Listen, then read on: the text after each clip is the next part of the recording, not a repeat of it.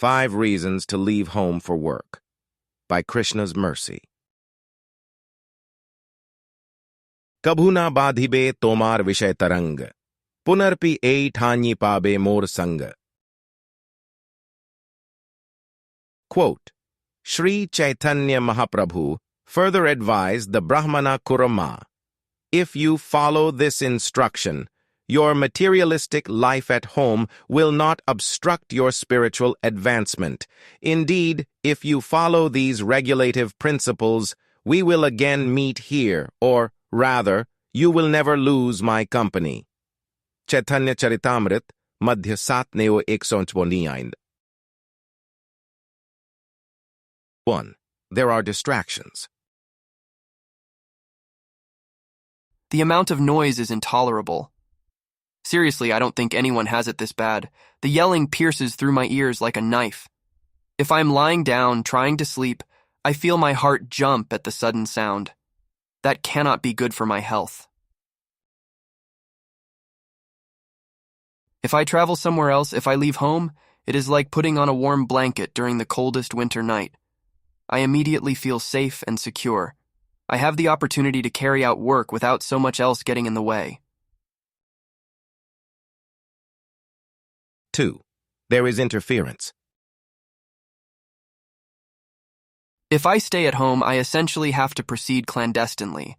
I have to work in private, on my own. I must always remember to lock the door in the room. If anyone else finds out what I am doing, they will not be happy. They will mock. They will ridicule. They will tell everyone else in their circle of friends and family. Trust me, that circle is wide enough to rival the reach of the broadcast networks. On the other hand, if I leave home for work, there is no concern over these issues. I can continue in peace. I will not be judged for my choices. At least there will be a lack of a critical eye. I will be accepted since everyone else is following the same path. 3. There is a lack of colleagues.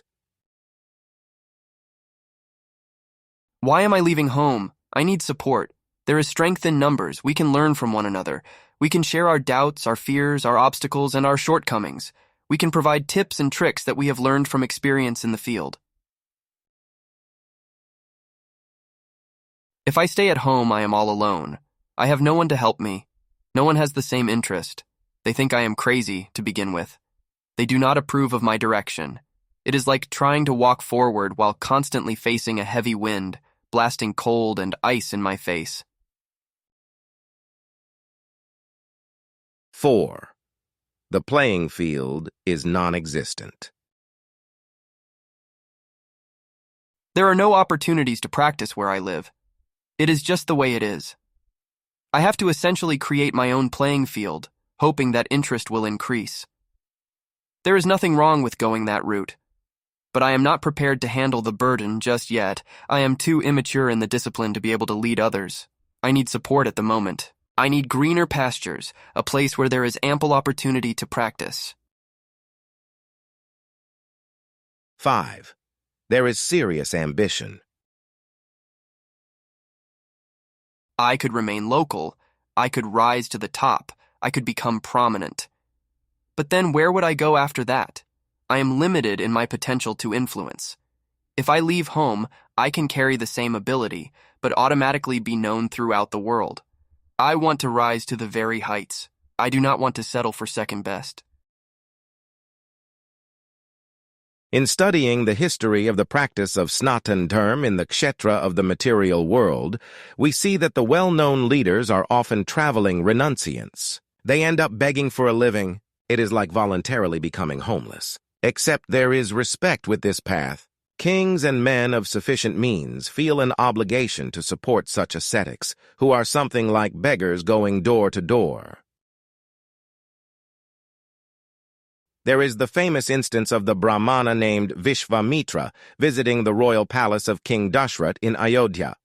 Vishvamitra was not begging alms. He was not there to support himself through donations of rice, ghee, or a cow. Rather, he unashamedly asked for Dashrath to sacrifice his eldest son, Sri Rama. This wasn't for a basic training mission. It wasn't to enroll Rama in an academy or to take the eldest son for a summer camp experience. Rather, the purpose was to face the greatest danger in the world. The sages in the forest of Dandaka were being harassed by man-eating ogres who ranged the night. Jabahin munis mahisahi kaju sunayo, bhayo saneh satya bas utaruna ayo. Quote, when the Lord of Munis told the king the reason for his visit, the king became caught between love and truth and thus couldn't come up with a response. Janki Mangal, 24. Though a youth at the time, only Rama was sufficiently capable of remedying the situation. Vishvamitra was so respected that Dashrath reluctantly agreed. He sent his 2 sons, in fact. The brothers Rama and Lakshman were essentially lent to the brahmana to serve as security detail in a part of the world that had become dangerous. This is but one instance, and there are countless others of people leaving home for the life of asceticism. They often feel compelled to follow that direction as if it is their calling in life. They then set up an ashrama or join an existing one. They use the release from family obligations as a boon for traveling from place to place, for teaching others the meaning of life. In this regard, a person may wonder why there is such need. Why do people have to leave home in order to practice bhakti yoga or snatan dharma? Why can't they stay right where they are? Why should an expensive requirement be attached to success in life? As we see from the example above, the same justifications used for moving to carry out any occupation apply to the bhakti yoga path as well. There may not be sufficient opportunity at home. The other residents may be hostile to the idea. They see the practice of dharma in a serious sense to be a kind of competition, one in which they would rather not lag behind. At the same time, saintly people are so kind that they try to bring the same opportunities to others, especially those who may not be able to leave home. There is the story of Chaitanya Mahaprabhu dissuading an admirer from leaving his family. Rather, Mahaprabhu assured this person that if they spoke the instructions of Shri Krishna and asked others to chant the names of the Lord, they would be acting as guru all the same, under the order of Chaitanya. Ek desh sthitasya jyotsna vistarini yatha parasya brahmana shaktis tathedam akhilam jagat. Quote, everything that is manifested within this cosmic world is but the energy of the Supreme Lord. As fire emanating from one place diffuses its illumination and heat all around, so the Lord, although situated in one place in the spiritual world, manifests his different energies everywhere. Indeed, the whole cosmic creation is composed of different manifestations of his energy. Vishnu Puran 122:52. Vishnu Puran gives insight into the distribution of the transcendental energy. The original one can be compared to the most potent fire. That original energy then gets distributed everywhere. The universe is thus something like the body of the Supreme Lord. Maya tatam idam sarvam, jagad avyaktamurtina matsthani sarvabhutani, na chaham teshva avasthitah.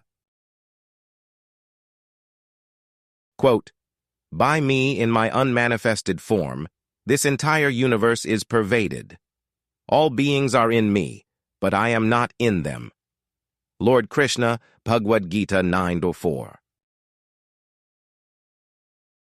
This means that wherever we live, we are attached to the original potency. We are part of the body of the Almighty. All beings are in him, but he is not in them.